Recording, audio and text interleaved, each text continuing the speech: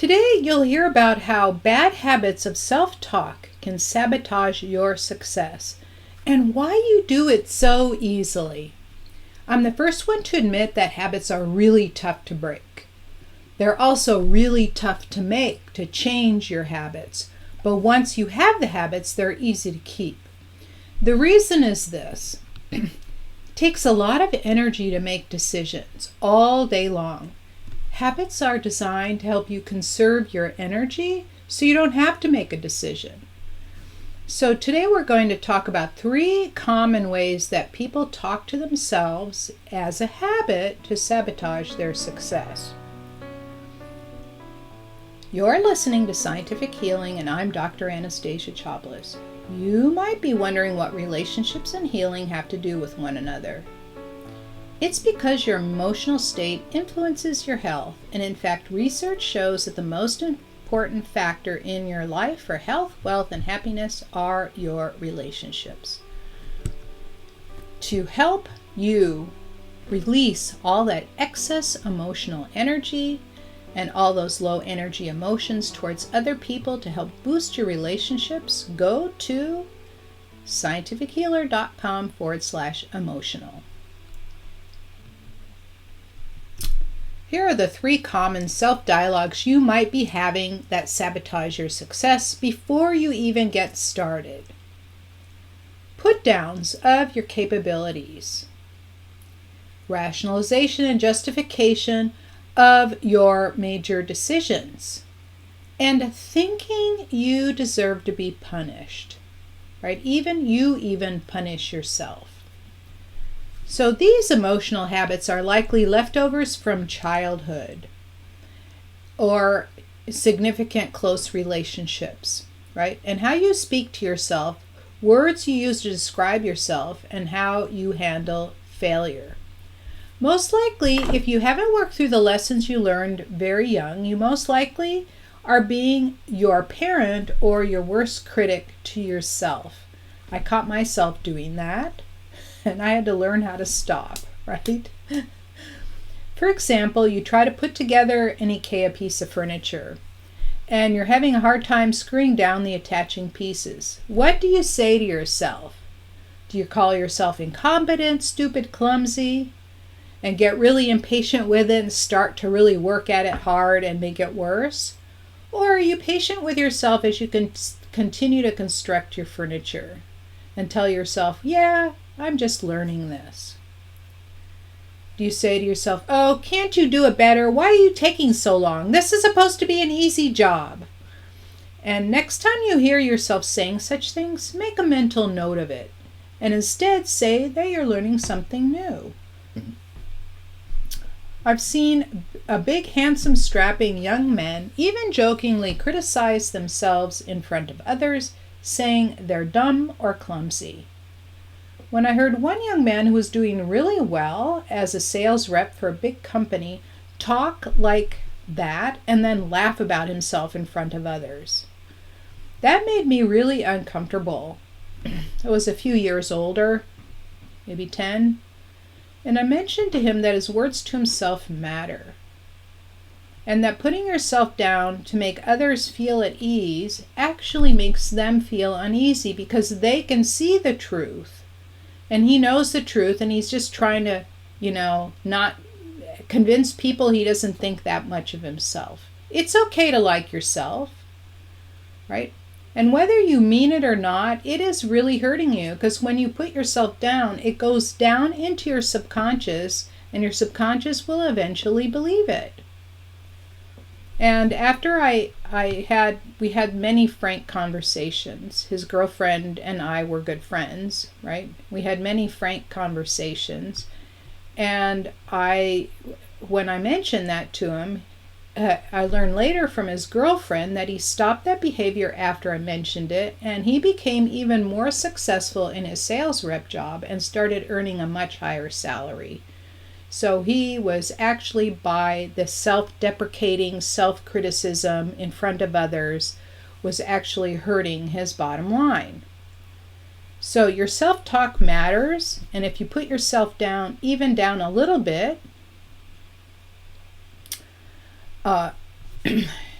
So as I was mentioning to a client last week when he said, I'm not perfect, right? A lot of us say, I'm not perfect. And all I can say to you, yes, you are perfect just the way you are. You might want to change things about yourself, but that doesn't mean you're not perfect, right? You are.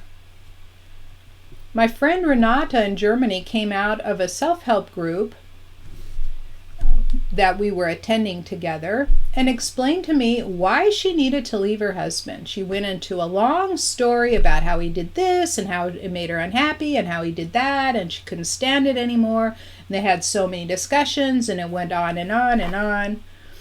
And how distant and mean and horrible and how he was never there and how he didn't respect her and she didn't have the same feelings for him as she once had. And I asked her, so isn't it enough to just say, I don't want to anymore? Does there have to be a reason? Right? And then the interesting thing was, because we were in this self-help group, she had this moment of realization where I could see like her face light up and she realized, oh my gosh, that's enough. And then she looked at me all teary-eyed, thanking me. She was feeling so guilty and ashamed that she wanted out of the torture that was her marriage. Her husband was an alcoholic, right? And now she realized that it was all okay and that she was going to be okay.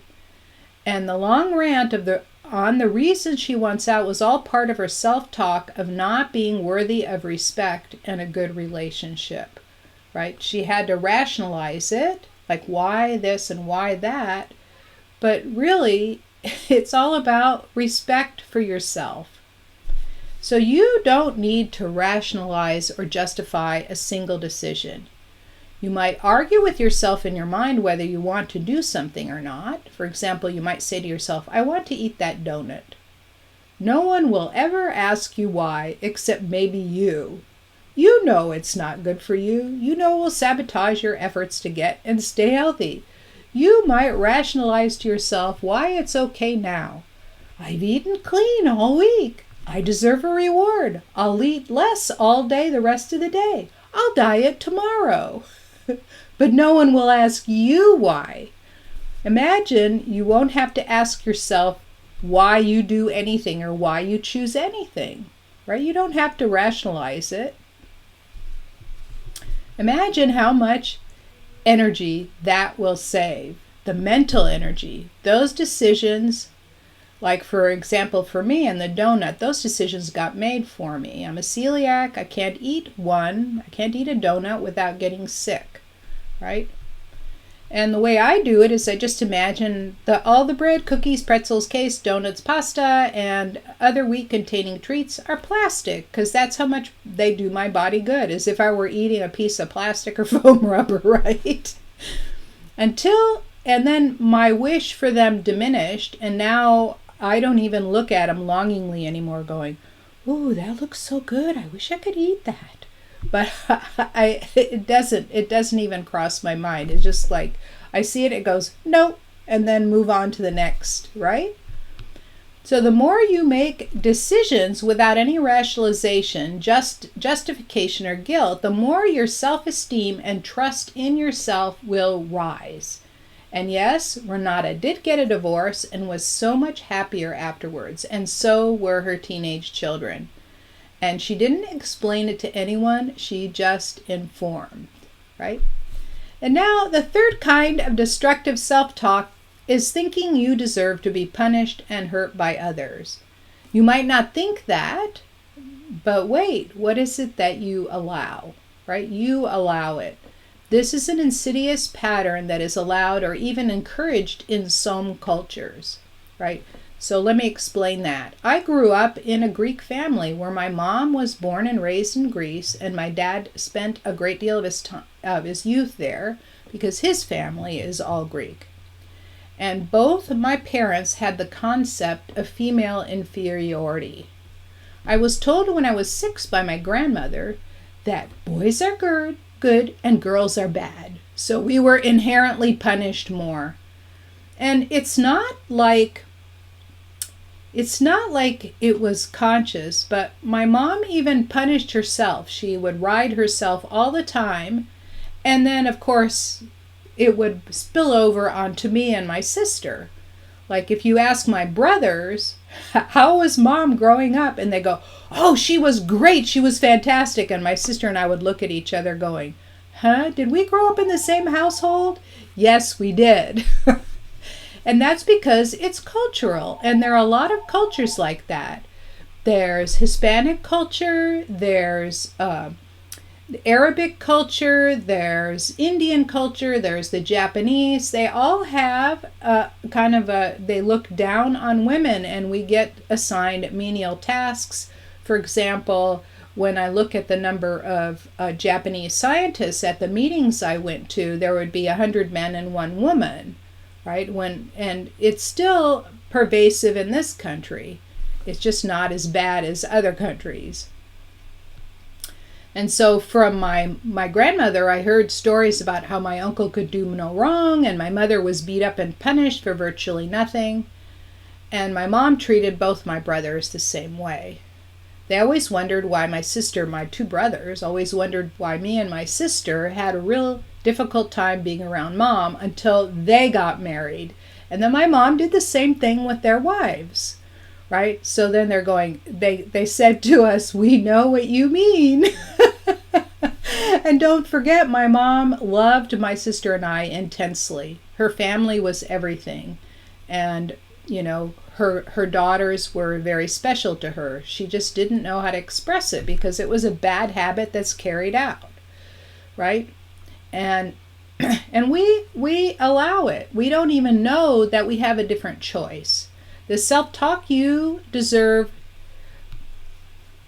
the self-talk of you deserving less than the best, deserving verbal and physical abuse is highly destructive. And I lived with it for over 40 years. Okay, so that means I was like 41 when I said no more to it, right? That's when I divorced my ex-husband. And I remained single for almost 20 years until I met my now husband. Not that I didn't date in between and didn't have relationships in between, I did. But I didn't trust anyone until I re-met Noel, right? So, because I was young enough, with my children, I had my children at age 30 and 34. Because I was young enough, I did not pass this down to my daughter or my son. When I visit my son's family, I see how well my son treats his wife. He respects her, protects her, and is very kind to her. And my daughter earned her master's degree and is working in an in-demand job. So I'm happy that I didn't pass this behavior. Like, she doesn't allow it either. Although she still has had a few hiccups along the way. That doesn't matter. So no one ever deserves poor treatment for any reason whatsoever. No child, no adult, no man, no woman. Unfortunately, abuse is still rampant. But you don't have to accept it, right? I accepted it until I turned 41. And I said no more to it. And I just basically, every time the abuse started, I would not be in the room anymore. I would just leave. And then he would get upset, and that's what led to finally the divorce, right? And so all forms of destructive self-talk stem from the feeling of being less than. But you are not. You are a divine being, perfect in every way, as I mentioned. It's your emotional state of lacking self-worth, being depressed, and even wanting more than you need. Like, a lot of people that have suffered abuse, they become hoarders, they become very overweight, they collect things, they have destructive habits like drinking too much, eating too much, spending too much, spendaholics. They have an aholic for just about everything, right? So it's your emotional state, like I said, of wanting more than you need that then causes people to collect things, to spend too much, and all of that. So daily hygiene keeps your emotions from sinking, right? Because you can be up for a day and then you kind of go, meh, because it's a habit, right? And to help break those habits, first of all, put it in your calendar. Do your daily hygiene. Like for me, I connect it with a task.